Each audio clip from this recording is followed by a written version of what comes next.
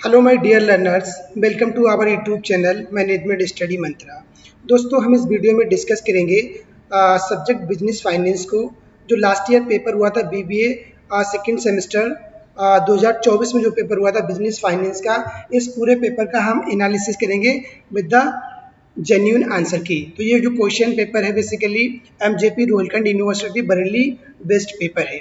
तो इस पेपर को सबसे पहले देखते हैं कि इसके अंदर 75 क्वेश्चंस आपको अटेम्प्ट करने होते हैं और ओवरऑल जो क्वेश्चंस दिए गए होते हैं वो 100 क्वेश्चंस होते हैं। तो इसमें हम लोग बेसिकली आंसर की को देखेंगे, ज़्यादा लॉन्ग डिस्कशन नहीं करेंगे, क्योंकि अगर लॉन्ग डिस्कशन करेंगे तो जो 100 क्वेश्चंस कवर करना पॉसिबल नहीं है within a 1 hour, right.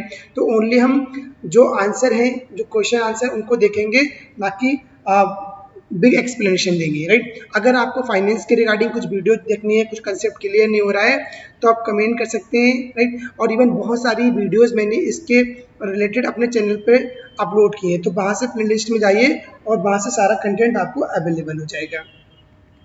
तो सबसे पहला क्वेश्चन देखते हैं। जो सबसे पहला क्वेश्चन यहाँ पे आता है, राइट। पहला क्वेश्चन बेसिकली क्या है, feature of systematic risk comprise the following accept.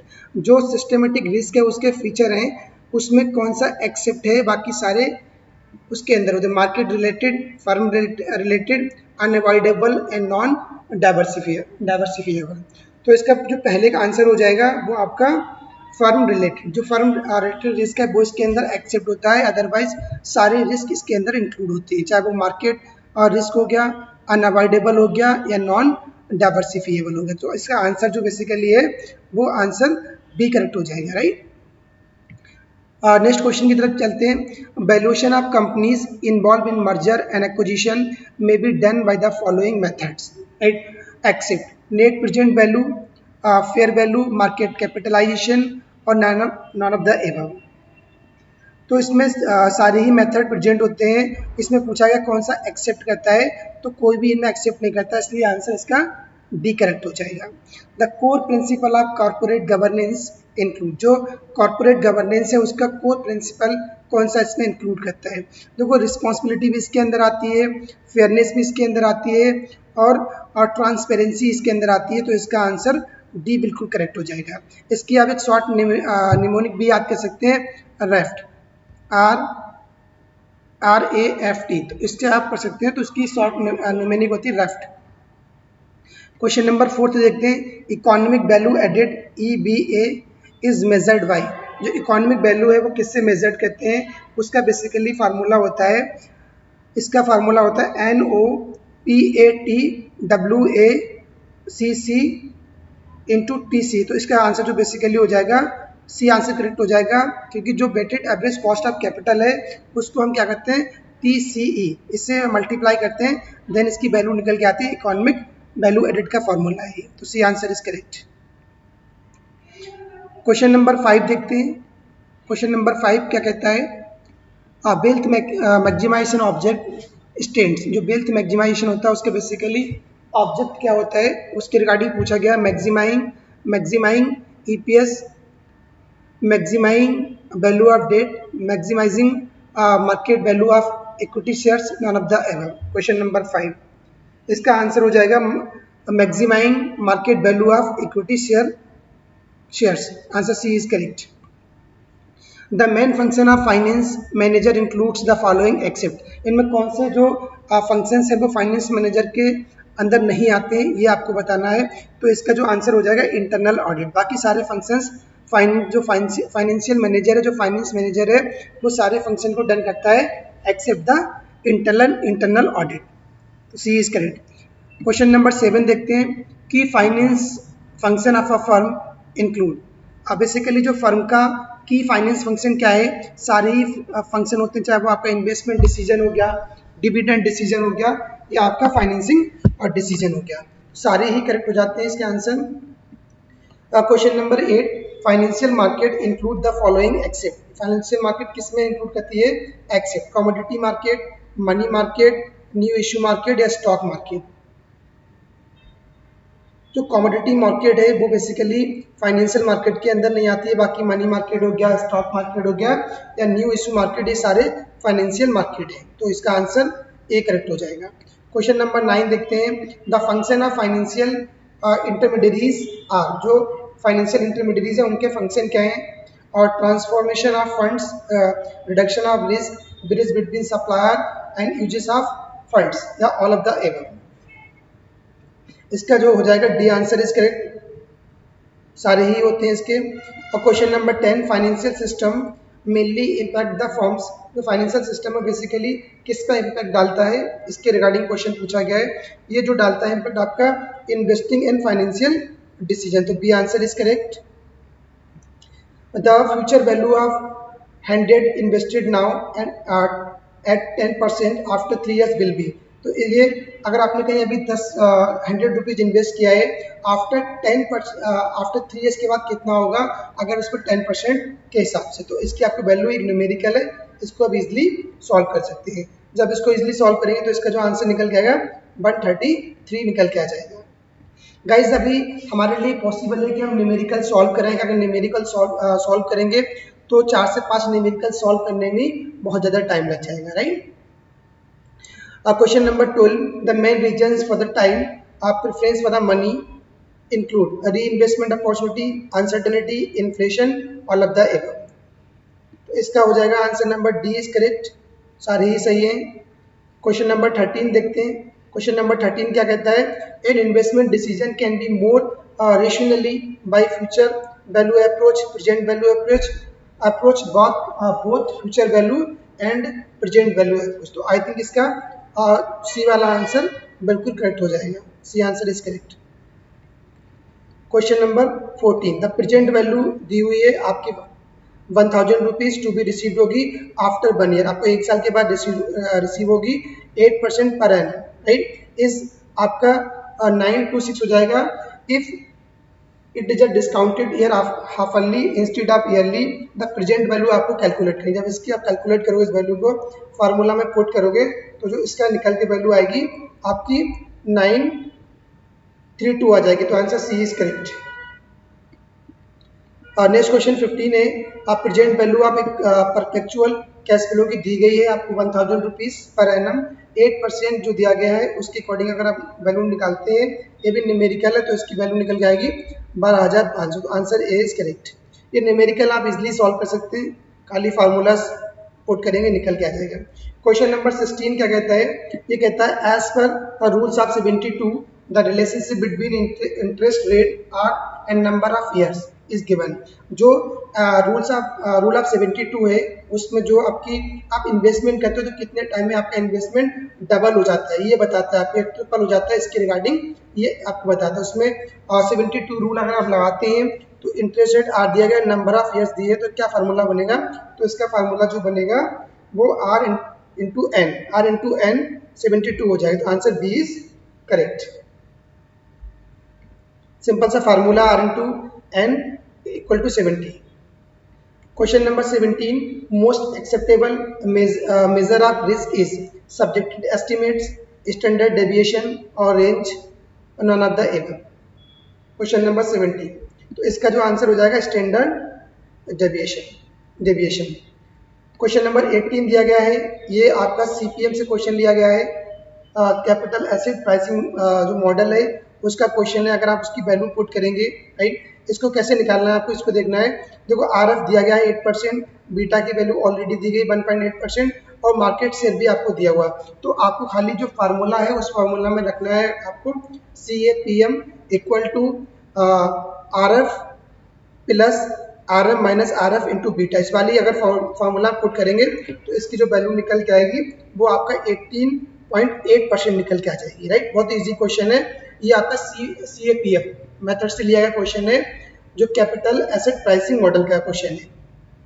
Question number 19 देखते हैं, which one of the following is not a money market security, इनमें कौन सा मनी मार्केट सिक्योरिटी नहीं है, treasury bills, national saving certificates of deposit, commercial paper. तो जो national saving certificates है बेसिकली वो एक मनी मार्केट सिक्योरिटी नहीं है, बाकी सारी हैं, चाहे वो ट्रेजरी बिल हो गया, कॉमर्शियल पेपर हो गया या सर्टिफिकेट्स ऑफ डिपॉजिट हो गया। Question number 20, stock exchange helps in fixing of stock prices safe and fair dealing, good performance by the company या ऑल ऑफ द एबव। तो इसका आंसर डी करेक्ट हो जाएगा, सारे ही रोल प्ले करता है स्टॉक एक्सचेंज। क्वेश्चन नंबर 21 देखते हैं। द BSE सेंसेक्स हैज, इसमें कितने स्टॉक्स होते हैं? 25 है, 30 है, 33 है या 50 है? तो जो BSE बम्बई स्टॉक एक्सचेंज जो होता है उसके अंदर कितने स्टॉक्स होते हैं? इसके अंदर बेसिकली बम्बई जो स्टॉक एक्सचेंज है उसके अंदर ये आपके 30 स्टॉक्स होते हैं, राइट। जबकि जो NSE है, राइट, उसके अंदर आपके 50 स्टॉक्स होते हैं। तो आपको पता होना BSE के अंदर आपके 30 होते हैं और NSE के अंदर आपके 50 स्टॉक्स होते हैं। Identify uncontrollable risk of a company, आपको जो कंपनी का अनकंट्रोलेबल रिस्क है वो आपको आइडेंटिफाई करना है। तो इसका हो जाए कट इन सब्सिडी, ये आपका आप कंट्रोल नहीं कर सकते हो कट इन सब्सिडी, तो आंसर बी इज करेक्ट। ये आपका न्यूमेरिकल है, इसमें आप इसको अगर फार्मूला पुट करेंगे तो जो इसका आंसर निकल के आएगा, आप इसकी अगर वैल्यू पूरी पुट करते हैं 7.48 निकल के आ जाएगा, आंसर बी करेक्ट हो जाएगा। ये भी आपका स्टॉक प्राइस दिया गया है और तो इसको फार्मूला क्या होगा, तो आप फार्मूला जब इसकी पूरी फार्मूला जब बनाएंगे तो जो उसका फार्मूला बनेगा P1 minus PO upon PO, P1 minus P1 upon PO, तो इसका आंसर बन जाएगा ये वाला, right. P1 minus PO, sorry, इसका जो फार्मूला बनेगा P1 PO है, P1 minus PO upon PO, ये वाला इसका फार्मूला बन जाएगा, ठीक है। इसका आंसर जो है वो इसके लिए सी करेक्ट हो जाएगा। क्वेश्चन नंबर 25 देखते हैं। The government made a cut in the interest rate by 25 basis units, the mean there is changes of, ये भी न्यूमेरिकल है, इसकी जो वैल्यू आप निकालेंगे तो ये निकल के आएगा 0.25। C answer is correct, no sorry, D answer इसका होगा, डी।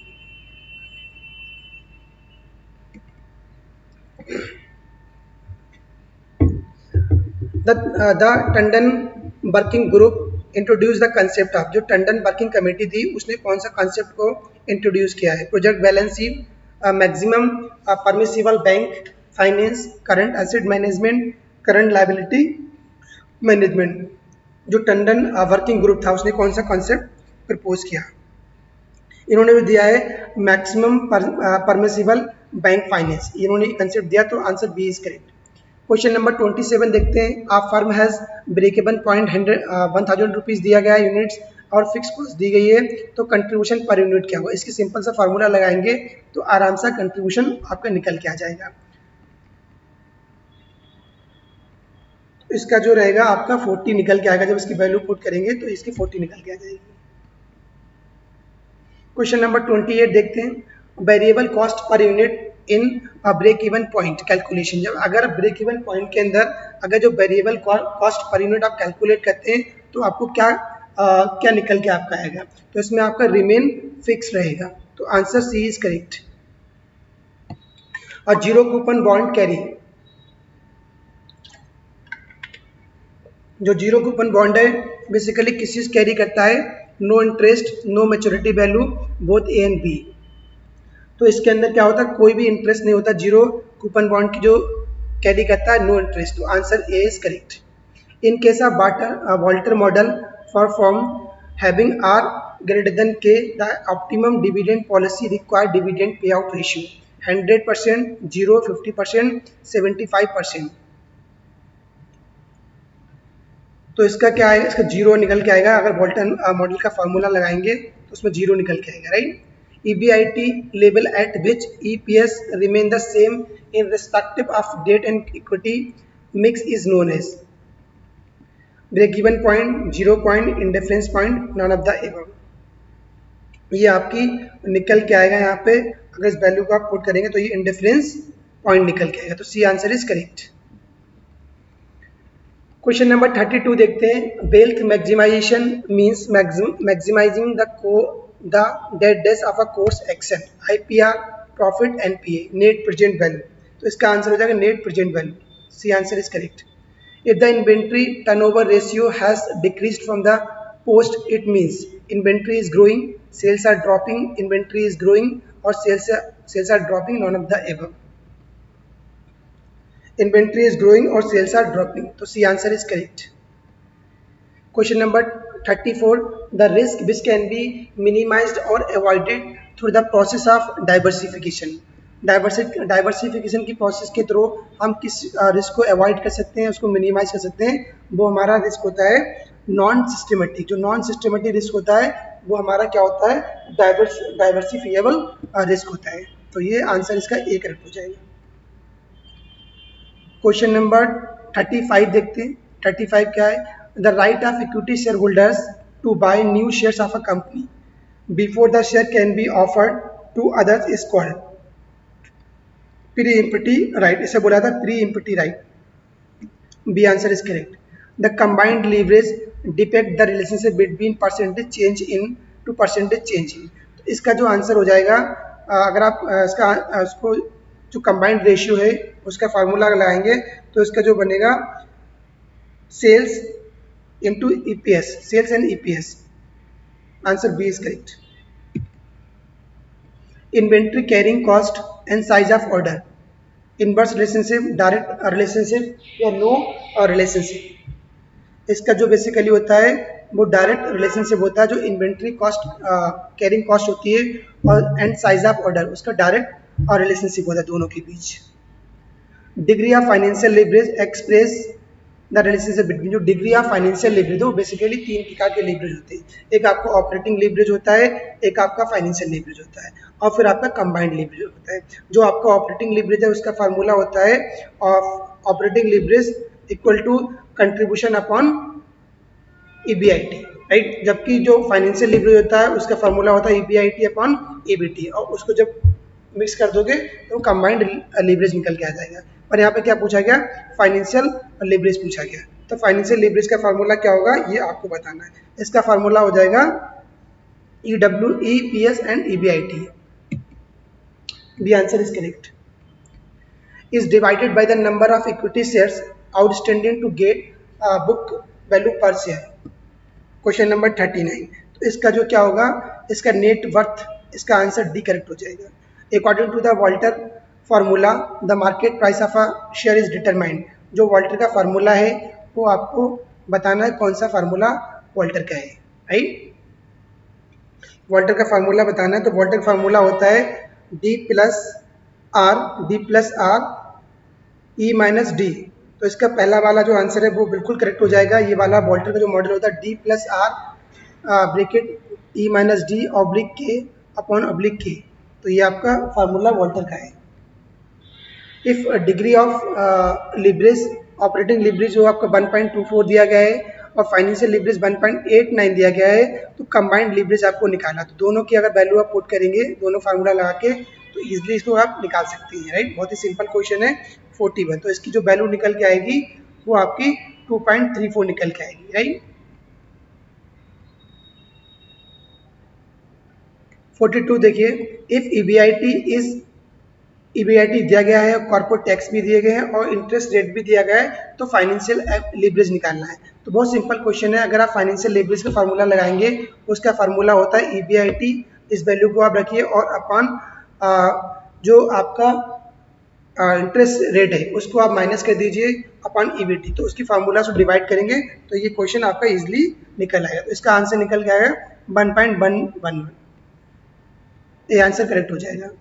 और जो इफ ऑपरेटिंग फिक्स कॉस्ट दी गई है, सेल्स दी गई है और पीबी रेशियो दिया गया है, तो आपको ऑपरेटिंग लिवरेज निकालना है। ये भी बहुत बढ़िया क्वेश्चन है।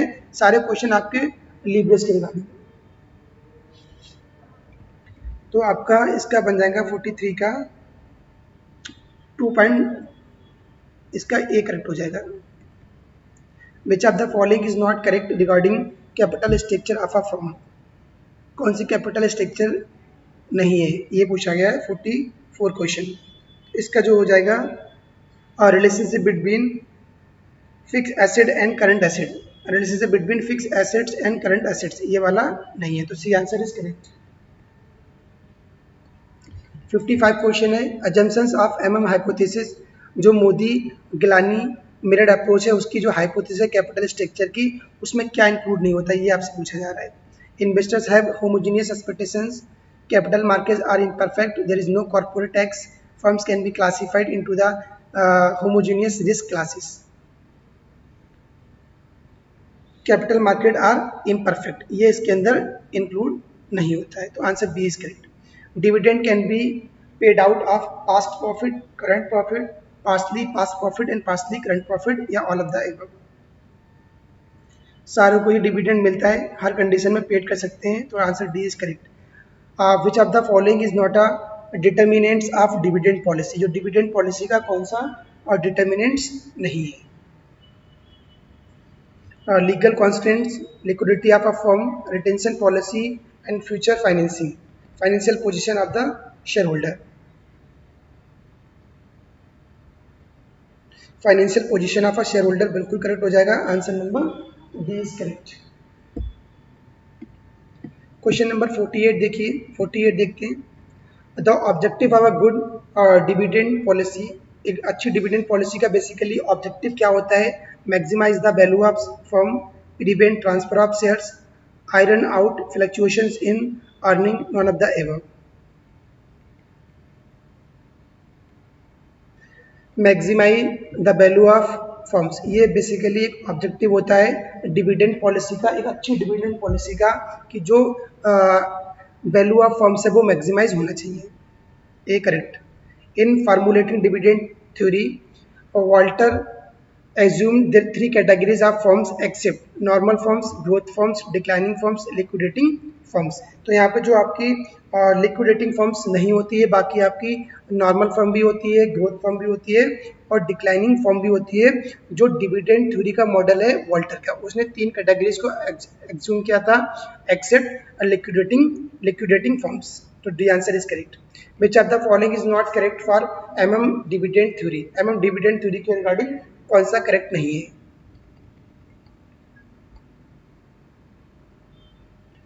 There is no fix investment policy of the firm, ये बिल्कुल सही हो जाएगा, सी इज करेक्ट। जो MM डिविडेंड पॉलिसी है उसके रिगार्डिंग क्वेश्चन पूछा गया है। क्वेश्चन नंबर 51 देखते हैं। 51 क्वेश्चन क्या कहता है? Discount rate must be determined in advance for, discount rate किसके उसमें डिटरमाइंड होना चाहिए? पे back period method, IPR method, net present value method and non of the above. जो नेट प्रेजेंट वैल्यू होती है NPV मेथड, वो वहाँ पे क्या होता है, जो डिस्काउंट हम वहाँ पे डिटरमाइन करते हैं एडवांस में, तो सी आंसर इज करेक्ट। पे back period method of capital budgeting consider time value of money, income over entire life of the project. देखो जो पे बैक पीरियड मेथड वो कभी भी time value of money consider नहीं करता है, तो इसका आंसर जो पहले वाला तो बिल्कुल भी नहीं होना चाहिए, तो जो इसका आंसर होगा नॉन ऑफ द एबव। तो इसका आंसर हो जाएगा नॉन ऑफ द एबव, क्योंकि जो income offer over time entire life of जो भी आपका टाइम वैल्यू ऑफ मनी की बात हो रही है, तो जो पेबैक पीरियड मेथड है बेसिकली वो कैपिटल बजटिंग का एक ऐसा मेथड है जो टाइम वैल्यू ऑफ मनी को कंसिडर नहीं करता है। विच of the following capital budgeting technique doesn't consider cash flow over the entire life of the project? देखो IR करता है, पेबैक पीरियड नहीं करता है, तो इसका आंसर बी करेक्ट हो जाएगा, 53 का बी हो जाएगा, क्योंकि ये time value of money consider नहीं करता है। और risk can be control in capital budgeting situation bye assuming, कैसे आप रिस्क को कंट्रोल कर सकते हैं कैपिटल बजटिंग में, बजटिंग सिचुएशन में क्या एज्यूम करना है आपको, तो उसके रिगार्डिंग क्वेश्चन पूछा गया है। तो जो शॉर्ट पेबैक पीरियड है उसको करके आप रिस्क को कंट्रोल कर सकते हैं।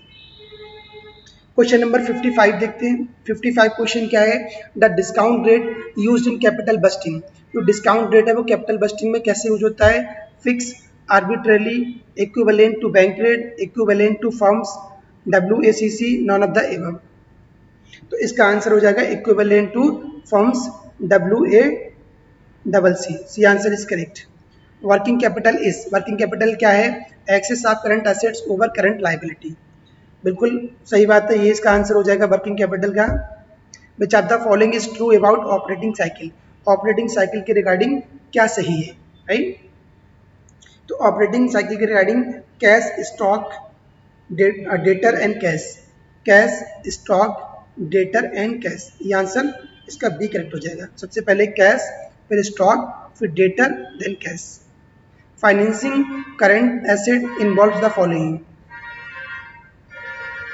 determining label of fixed assets, determining label of fixed asset, B answer is correct।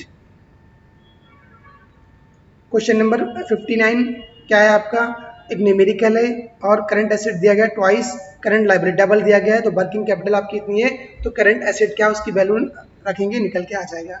तो इसका जो आंसर निकल के आएगा 59 का, वो आपका निकल के आएगा 1,20,000, बिल्कुल सही है, D answer is correct. If a raw material are in store for 2 months, processing time 2/2.5 months, finishing goods remain in store for 15 days, debtors are allowed 60 days credit and credit received from the supplier in 1 month, the operating cycle of a firm, ये भी numerical है, तो इसका आपका निकल के आएगा 6.6 month, 6.5 month हो जाएगा इसका, C answer is correct. Question number 61 देखते हैं। 61 क्या कहता है, factors determining the working capital needs of a firm include the following accept,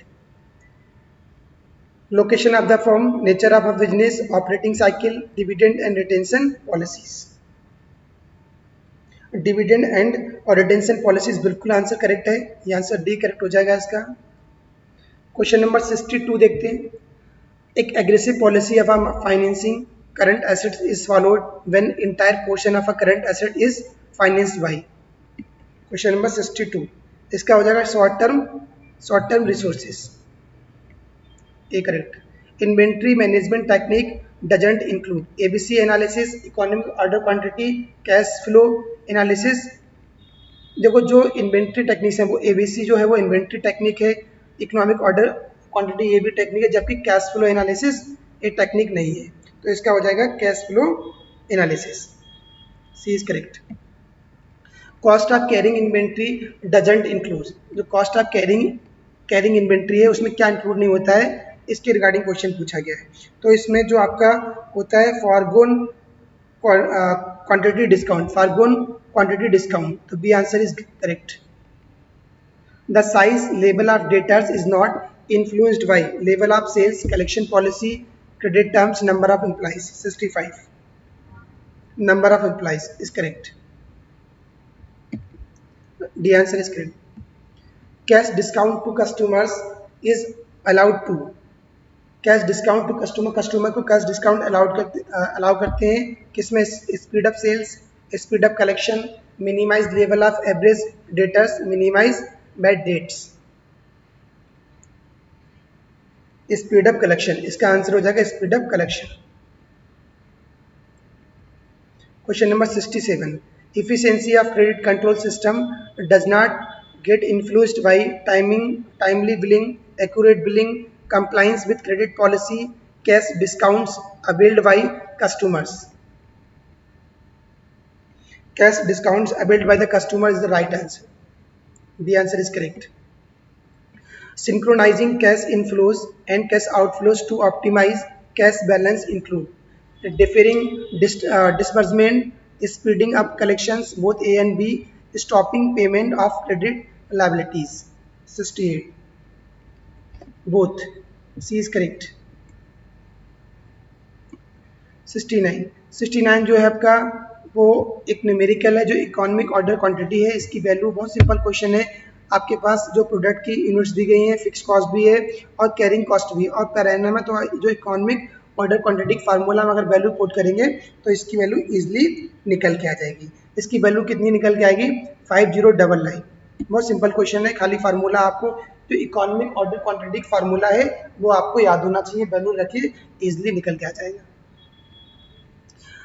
70 question देखते हैं। The level of inventory when a new order should be placed with supplier for a replacement is known as buffer stock, safety stock, reorder point, none of the above, none of these।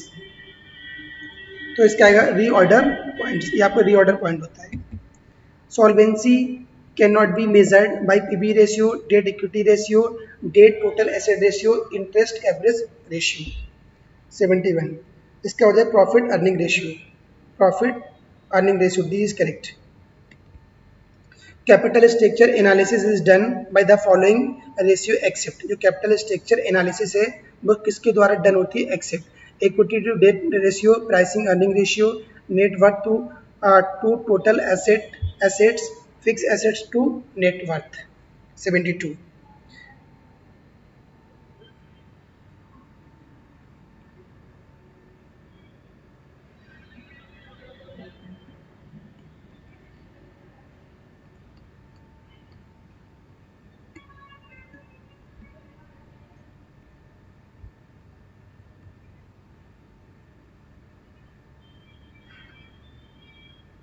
One second इसका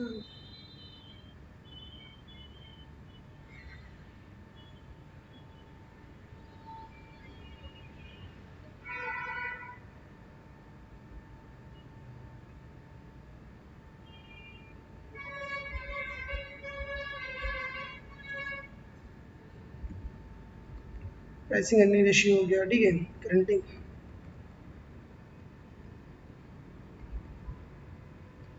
yes. 72 73 question देखिए। 73 का question हो जाएगा, इसका पूरा आप value put करेंगे, current asset निकल के आपका आ जाएगा। 73 का हो जाएगा आपका 260। D answer is correct. Managers who act as on behalf a shareholder incurring following agency cost except. 74 ये आपका डियरनेस अलाउंसेस हो जाएंगे। सी इज बिल्कुल करेक्ट है। 75 क्वेश्चन देखिए आप। 75 question present value of an investment 1000 annually for 3 years at a discount rate दिया है 8% पर एनम वुड बी। इसका कितना हो जाएगा? इसका हो जाएगा आपका 2576। ये आंसर इज करेक्ट। इसके बाद 76 दिया गया है आपको कितने ये वैल्यू पुट करेंगे, राइट। न्यूमेरिकल है, इसको सॉल्व करेंगे तो इसकी वैल्यू निकल के आएगी गाइस आपकी सी निकल गई 25,661 रुपये निकल के आ जाएगा इसका। Benefits of trade credit as a source of finance. जो ट्रेड क्रेडिट है उसका बेनिफिट क्या है? As a source of finance, quickly available, costless source, no separate negotiation required, all of the above. इसमें सारी फीचर्स इंक्लूड होते हैं, तो D answer is correct. Which of the following is not an advantage of factoring. Factoring क्या होती है? उसका advantages नहीं है। Additional source of fund, cost is normally higher, ensures inflow of funds, leads to cost saving.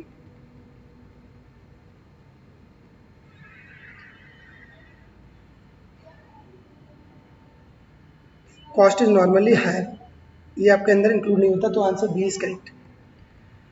Which method of Tandon Committee of Working Capital would lead to a current ratio of 1.33:1? कौन सा method है? ये 1 है। ये आपका second method Tandon committee का है, वो रेशियो कैलकुलेट करता है, तो सेकेंड मेथड बोला जाता है, राइट। 1.33:1 second method. देखो कॉस्ट ऑफ इक्विटी दी गई है, कॉस्ट ऑफ ऑपरेटिंग दी गई है और वेटेड एवरेज कॉस्ट निकालना है। तो इसको जो न्यूमेरिकल है इसको सॉल्व करेंगे तो इसकी वैल्यू निकल के आएगी गाइस, वो इसकी वैल्यू जो है निकल के आएगी 7.5। तो आंसर ए इसका करेक्ट हो जाएगा। कॉस्ट ऑफ इक्विटी कैपिटल के ही दिया गया है, उसका फार्मूला क्या है कॉस्ट ऑफ इक्विटी कैपिटल का? कॉस्ट ऑफ इक्विटी कैपिटल का जो फार्मूला होता है, cost of equity equity D upon P plus G. तो आंसर इसका सी करेक्ट हो जाएगा। Quick assets doesn't include. जो क्विक एसेट्स है उसमें क्या इंक्लूड नहीं होता? Government bonds, book debts, advance for supply of raw materials, inventories. तो बेसिकली इसके अंदर जो इन्वेंट्रीज होती है वो इंक्लूड नहीं होते हैं, जबकि जो गवर्नमेंट बॉन्ड है वो इसके अंदर इंक्लूड होते हैं, राइट। और जो बुक डेट्स होते हैं वो भी इसके अंदर इंक्लूड होती हैं। नेक्स्ट क्वेश्चन देखते हैं, क्वेश्चन नंबर 83। 83 क्वेश्चन क्या कहता है? Long term finance is required for current assets, fix assets, intangible assets, none of the above. जो लॉन्ग टर्म फाइनेंस किसके लिए रिक्वायर होता है? करंट एसेट्स के लिए, फिक्स एसेट्स हो गए या जो इंटेंजिबल एसेट्स हो गए। जितने भी जो फिक्स एसेट होते हैं उनके लिए हम लॉन्ग टर्म फाइनेंस की रिक्वायरमेंट होती है, तो answer B is correct. Current ratio of a firm is less than 1। किसी फर्म का जो करंट रेशियो है वो लेस देन 1 है, it's net working capital will be. तो उसकी कैपिटल क्या होगी? पॉजिटिव होगी, न्यूट्रल, नेगेटिव या नॉन ऑफ द एबव। तो इसकी जो क्या होगी, नेगेटिव होगी, नॉट नॉट अ न्यूट्रल, क्योंकि लेस देन वन है तो ये नेगेटिव हो जाएगी, right. Is a unique risk factor, financial risk, market risk, inflation risk और इंटरेस्ट रेट रिस्क। 85 क्वेश्चन, इसका जो है financial risk is a unique risk factor, A is correct. Is not available, is not a diversifiable risk factor, कौन सा diversifiable risk factor, यानी कौन सा systematic risk है। Company strike, bankruptcy of major supplier, death of key company officer या industrial recession. जो industrial recession है वो बेसिकली एक डाइवर्सिफिएबल रिस्क होता है, वो नहीं है। The major benefits of diversification is to, जो डाइवर्सिफिकेशन करते हैं उसका बेसिकली मेजर बेनिफिट क्या होता है, increase the expected returns, reduce the expected risk, reduce brokerage commission, none of the above. तो क्या होता है, रिड्यूस द एक्सपेक्टेड रिस्क, जो रिस्क को, जो हमारी जितना हम उम्मीद करते हैं रिस्क, उसको रिड्यूस करने के लिए डाइवर्सिफिकेशन का मेजर बेनिफिट होता है। क्वेश्चन नंबर 88 है, ये न्यूमेरिकल है, इसको आप सॉल्व कर सकते हैं। तो जब इसको सॉल्व करेंगे तो इसकी वैल्यू निकल के आएगी 7860 निकल के आएगी, राइट। ये आंसर ए करेक्ट हो जाएगा। 89 is the most appropriate goal of firms, जो मोस्ट अप्रोप्रिएट गोल क्या है एक फर्म का, shareholder wealth maximization, profit maximization, EPS maximization, none of the above. Shareholder with maximization, A is correct. Question number 90 देखते हैं। 90 क्या कहता है, if a company issues bond shares, the debt equity ratio, debt equity ratio क्या होगा, remain unaffected, will increase, will decrease, non of the above. Remain unaffected, कोई इस पर प्रभाव नहीं पड़ेगा, right. A answer is correct. in 2 years you are received 10,000, if the interest rate was to suddenly decrease, the present value of the future amount to be good for, तो इसकी आपका इसकी वैल्यू क्या होगी, वो आपकी राइज करेगी, rise करेगी, बिल्कुल सही बात है। तो आंसर बी करेक्ट हो जाएगा। Which of the following is या are the dividend relevance theory, कौन सी डिविडेंड की रेलिवेंस थ्योरी है उसके रिगार्डिंग बोलना है। तो जो वॉल्टर हो गए और जो गॉर्डन जो थ्योरी थी वो बेसिकली बोथ क्या थी, और रेलिवेंस थी, राइट। 92 का सी करेक्ट हो जाएगा। Is the premium is the minimum required rate of return और cut off rate of capital, cost of capital, working capital, equity capital, या none of these. Cost of capital इसका answer हो जाएगा, A is correct.